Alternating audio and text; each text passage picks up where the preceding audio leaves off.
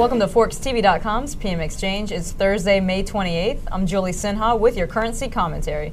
Market players saw choppy trading today. U.S. economic data confirmed a positive forecast for recovery. Sterling's rally lost steam and it reversed. The yen dropped to its lowest level in weeks versus some majors, while traders say yield play helped push for this yen sell-off. Joining us in the studio to discuss this and FX expectations is market strategist Melvin Harris from Advanced Currency Markets. Hi, Melvin. Hi, how are you? I'm doing well. Thanks for being back here. Thanks for having me. So let's talk about this yen sell-off. It was one of the weakest players today. What sparked it, and was it a yield play? Yeah, I mean, a huge proponent of the move today in the yen was definitely due to some activity in the interest rate side. We saw a massive pullback in U.S. Treasuries yesterday, and I think the spread between the 10-year on the U.S. Treasury side and some of the Japanese govies sparked a massive unwinding in yen-denominated assets. In addition to that, there was a report that came out that Japanese investors are pouring money into foreign assets, and I think that also prompted a little bit of that sell-off as well. And it wasn't just the dollar yen, it was the yen across the board. If you look at the euro yen and some of the other crosses, they were very tremendous moves. To add on to that bias regarding the carry trade, if we do see any resurgence in that, this is the type of activity we will see. I believe that you provided us with some intraday charts on dollar yen and euro yen. What was the movement that you saw? The movement was tremendous. The dollar yen, in my opinion, was the first to sort of react. The move was pretty strong, about 170 pips, but the crosses were even stronger. Just massive moves. Euro yen, pound yen, across the board. Typical activity when you have this type of reaction regarding rates. And people need to understand that currencies are interest rate products. They're based in interest rates. There's going to be some correlation there. If you're seeing activity on the fixed income side or a bias on that side, you're going to see some movement in currencies. And let's talk about economic data that came out today. Durable goods, we had jobless claims that were better than expected. What did that do for market sentiment? Tremendous. I mean, we need to start off first with consumer confidence. I mean, that pretty much started off a week of positive data, and then everything that came out today just kind of aired to the same idea of euphoria and optimism. The whole green shoots theory is starting to prove true to an extent. Durable goods at 1.9% beating expectations. We also had initial jobless claims beating expectations as well. Those fell 13,000. Yes, very consumer, oriented type data points that really have a heavy weight on the economy. And what about its impact on stocks? Because we saw that early reverse in gains. Absolutely. I mean, starting off, futures were looking to the downside, and they slowly became positive, and the market opened, and that data came out, and it really drove it through the roof. One thing I do want to note for people to be very watchful of are two very important aspects in terms of economic data. We're not out of the clear from a housing perspective. There was a report that jumbo prime loans actually had, for the first time, higher delinquencies than subprime loans. That's massive. That shows that there's a deterioration in credit from the top side. So that pristine credit borrower, 780 FICO score, is actually seeing some stress. Combine that with pressure on mortgage rates getting a little bit higher, going to create a very serious dilemma for housing. And what does that do in the long term? That's going to make the recovery a little bit difficult, because now this puts pressure on the Fed to have to go out and purchase more bonds or having to do something to try to contain the mortgage rates. Mortgages are barely attractive at its lowest rates in over 30 years.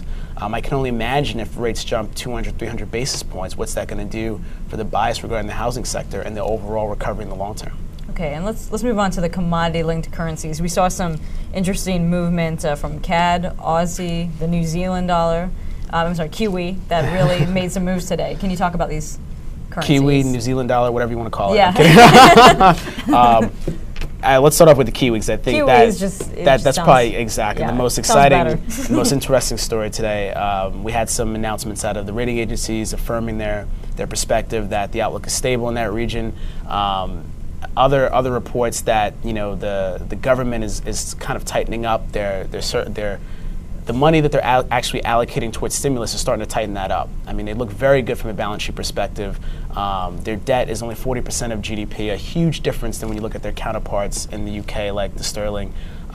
This is all signs that people should look at the trade from a relative value basis, and the Kiwi looks very attractive. And also, if you speak further about the Kiwi, I looked at your market briefing today, and thank you for providing that to Forex TV. Anytime. And you were talking about the New Zealand dollar rallying against the yen and the S&P helping indicate some movement there. Can you expand on that? Yeah, absolutely. This goes back to the idea of risk appetite, which I also want to say that to an extent that trade is breaking apart, but in the higher yielding currencies, particularly like the Kiwi and the Aussie, any positive bias is going to be exacerbated through a long Kiwi trade, short yen trade, and there's always been a degree of correlation, particularly in the S&P 500 and the Kiwi, just due to the nature of the product and what the bias is behind both of them. And let's move on to Europe. The currencies were mixed there. We saw some interesting movement from the euro, the Swissy, even in the UK. Let's talk about those regions. Exactly. You brought up earlier the sterling, testing 160, pulling back, testing 160, pulling back. Massive moves in the sterling over the last week. A lot of that was due to a report that came out pretty much stating a consensus that the sterling was undervalued. And from there, it just rallied massively. We saw a slight pullback when Moody's came out and started discussing their concerns about the credit, and then it recovered and continued to rally again. I think 160 is a very critical point. 160.50 really being a psychological breaking point from a technical perspective. If we can get through that and get past that, we may see further upside. And what happens if we don't? If we do not, we will probably stay very range bound between 150 and 155. So Melvin, last market correlation was off. We saw the dollar going down while treasuries and equities were down too. This week it's been mixed. What are your thoughts on market correlation, at least the tradition correlation we've seen continuing? Okay, so there are massive breakages or dislocations we're seeing across asset classes, whereas a month ago, maybe even 2 months ago, we saw everything kind of moving in tandem with one another, where equities would be higher, the higher yielding currencies would move in tandem, dollar would weaken, yen would weaken. Risk appetite and risk aversion. Yeah, the risk aversion trade driving the market. Now we're seeing a little bit more qualitative analysis, right? People are looking at economic data points, taking them as more credible. They're combining that with the correlations that they were looking at, probably updating their models and maybe taking some weight off certain things. Volatility has been extremely low, not just in currencies, but really looking at the VIX. And that in my opinion, really signifies the sentiment regarding the market, right? Because people don't feel as if they need to put on such a strong hedge and options if the VIX is down at the levels that it's at now. And then ending this week, going to next week, what is your advice for currency traders, especially ones of the majors and the cross pairs? What should we be looking for? I think there's two things we should be looking at. First, look at the fundamental story and really analyze some of the economic components that are coming out. Start to build somewhat of a bias or some sort of perspective as to where things are going on a macro level. Then I would combine that with some of the ranges, looking at support and resistance levels, and look at how you can play within a certain price area. There have been some erratic moves. Today was a pretty wide move. But with gold, for example, you really could have played a very range-bound strategy throughout the week until today. So that's probably going to be the trend that we see going forward as the markets stabilize and things begin to become normal again, and that extreme risk aversion starts to dissipate a bit. Melvin, thanks for being with us again. Thanks for having me. That was Melvin Harris from Advanced Currency Markets with his take on the marketplace. If you have questions for Melvin or want to learn more about him and ACM, visit www.forextvconnect.com, where you can connect with Melvin and other FX professionals and traders. I'm Julie Sinha. Join us later for more news and commentary right here on forextv.com.